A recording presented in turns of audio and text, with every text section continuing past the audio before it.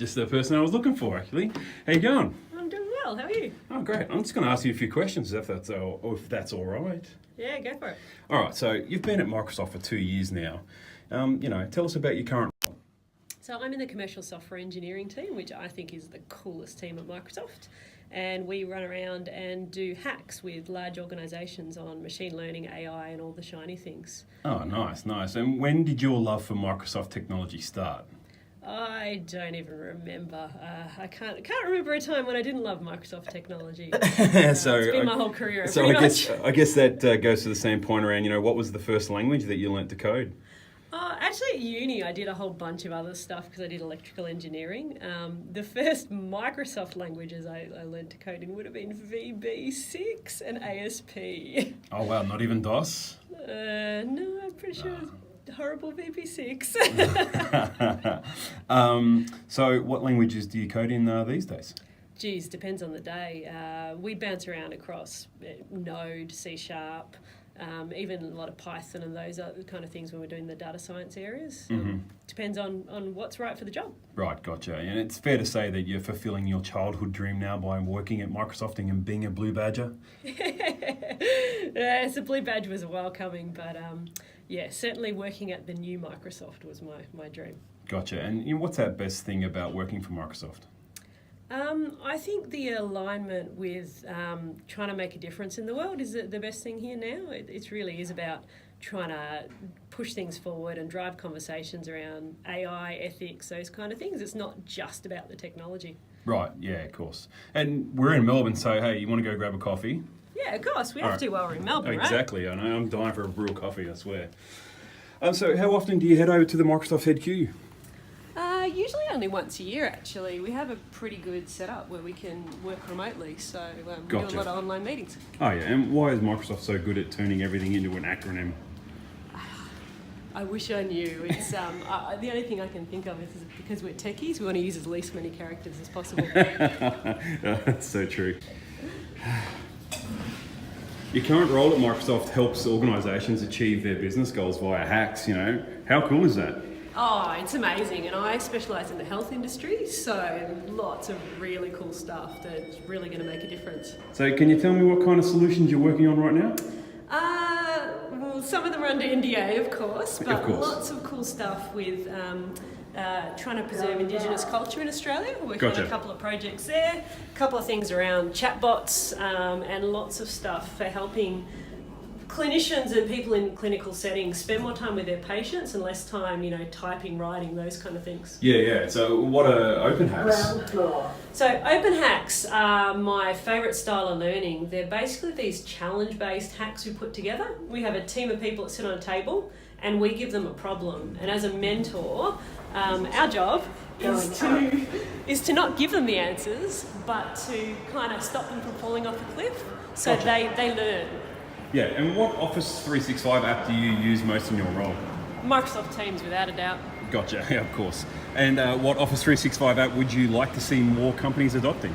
Microsoft Teams, it's an easy one, right? No, I see lots of people using it, but they're using like 10%. It's crazy.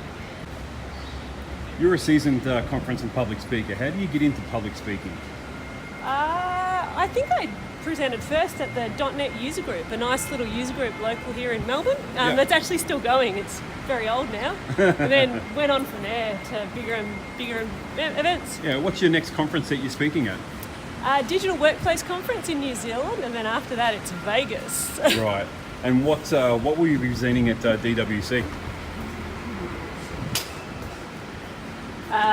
I'm presenting there on building better bots, so I really want to give people some information on how to make bots that are not going to annoy the hell out of people. Gotcha. You were one of just a few people to achieve, that Microsoft certified master. How grueling was that? Oh, it was crazy hard. Best thing I've ever done though. We were locked in a room for a long time, but well worth the effort. Are you sad to see that Microsoft retired that program? In one way sad, yes. Great memories, great people, but I'd rather see it retired than diluted, if that makes sense. Yeah, that makes sense. You're also an MVP for SharePoint. Do you still help customers with SharePoint? Yeah, someone told me a great phrase the other day. SharePoint's like glitter, you never get it off. So yeah, I still spend a lot of time helping people with SharePoint. Yeah, I know, right? It's one of those things. I feel like I get that a lot with like Lotus Notes as well. Yeah, can I get you a coffee? Yeah, great. I've got some money here. Let's see if do you take American dollars here? I mean, it's that 20 I think is at least worth. Plastic money here, mate. Okay, great. Can we just grab 2 lattes? Yes, sure. Just a small. So you were recently named a superstar of STEM. Tell me about that. Oh, Superstars of STEM is an amazing program around lifting the visibility of female scientists and technologies in Australia.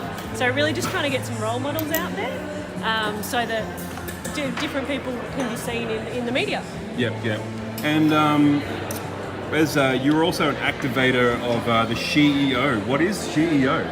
Yeah, it's really about trying to use radical generosity to change the model for startups. So female startups are really not getting funded, and with SheEO we put in a bunch of money and that gets given to key startups that we vote for that are all female led to be able to give them a loan to get started. Right, and how did you find out about SheEO? It was online through Twitter actually. I've made a conscious effort to try to follow more diverse people on Twitter, and I saw a bunch of great female business people tweeting about it and thought I should join up. Oh, great. And how do people get involved with SheEO? Go to the SheEO.world website and all the information is there, or connect to me and I'm happy to chat to anyone about it. Oh, nice. How did you get into SharePoint development? I think I just fell into it really. There was a project at work and someone said, hey, can you work out how to use this thing? And from there I just kept doing it. Yeah, you got a long history of consulting from way back in the day. What are in some of those SharePoint projects you're most proud of? I quite like some of the ones we did for the Department of Education, because it was always a really good mix of trying to actually help students and help the department do more, but also build something that was used by lots and lots of people. Yeah. Do you remember your first SharePoint Saturday? Oh, I don't remember my first one, no. I do remember one where the whole audience sang happy birthday to me. That was so embarrassing. I'll never forget that, but awesome. What certificates should people working with Office 365 be looking at right now? Well, there's a lot of different ones. I think there's a Microsoft Fundamentals one is a good place to start. But I think the Adoption Specialist one is a really good place to look as well, because these days it's not just about coding or infrastructure, it's about getting people to use the product. Right. Any recommendations on study resources for these certificates? There's some good courses. There's also great information on Microsoft Learn and other websites, but I think a lot of it is really getting out there and just trying to use the products yourself. Right. Who are the women in tech that you look up to? Oh, there's quite a few, but my absolute favourite is Donna Sarkar. She's just so brilliant about getting out there and just doing the thing and encouraging other people to do whatever they're passionate about. Which woman in tech would you love to meet the most? Oh, I'd love to meet. I actually don't know. Maybe Melinda Gates. What are some great resources for women wanting to pursue a career in tech? Cheers. Brilliant coffee.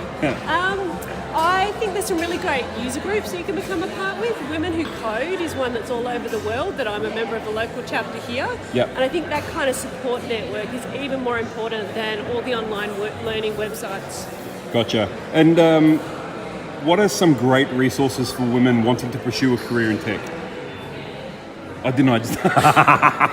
just asked that one, didn't I? Yeah. Okay, let me try a different one. So, what tech podcast do you recommend? Well, you can't go past the Microsoft Cloud Show. I was devastated when it was nearly cancelled, but I also listened to the Microsoft 365 Dev podcast, and also the Women in Business and Tech podcast, which is a Microsoft one. We talk a lot about women in different business settings and technology as well. Right. What ebook are you reading at the moment? At the moment, I can't remember the name of it. It's you've got me. Are you listening to a book maybe? What's your favourite podcast other than a tech podcast?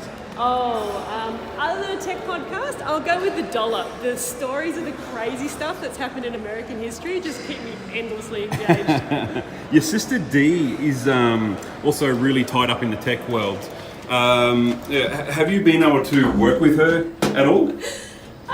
We've worked technically at the same company, the same parent company, but we've never actually worked on a project or anything together. No, it'd be interesting if it ever did happen. Is that like a lifelong thing? I mean, I know as a sports player, it was always one of my things that, you know, I'd really love to be able to play, you know, football in the same team as my sons, but you know, I'm getting a bit long in the tooth now, so it's probably never going to happen. Yeah, who knows? I reckon we would make the dream team, but yeah, I don't know if it'll ever align. We're in different parts of the industry. Are your sons into tech as well? My youngest son is the STEM captain at his school, so very good. He achieved that through knowing how to turn computers off and on again, so a little bit of the tech bug. How to fix the printer. Yes. What's the tech gadget you can't live without? It'd have to be my phone. I feel lost without it. It tells me where to go, where I'm staying, what flight to get on. Nice. You're heavily into heavy metal like myself. So have you got your ticket to Wacken this year? Yeah, you have to buy them a year before. So I will be there for the 30th anniversary of Wacken. Nice. And what new stuff are you listening to at the moment? Favourite new band called Alien Weaponry. They're a New Zealand band that do part of their lyrics in Maori. It's really interesting. What's your favourite band t-shirt? Favourite band t-shirt, Ministry. They're my all-time favourite. So right, yeah, got a few good ones of theirs. Do you listen to Dream Theater at all? I know, I hate Dream Theater. No, get out of town. They just came out with a new album and it's fantastic. So I'm told by all my friends. Oh, great. Okay, well, thanks for that, Elaine. I'm going to head off. I've got to drink this coffee and get on to my next interview. Cheers. All right, thanks, mate. Bye.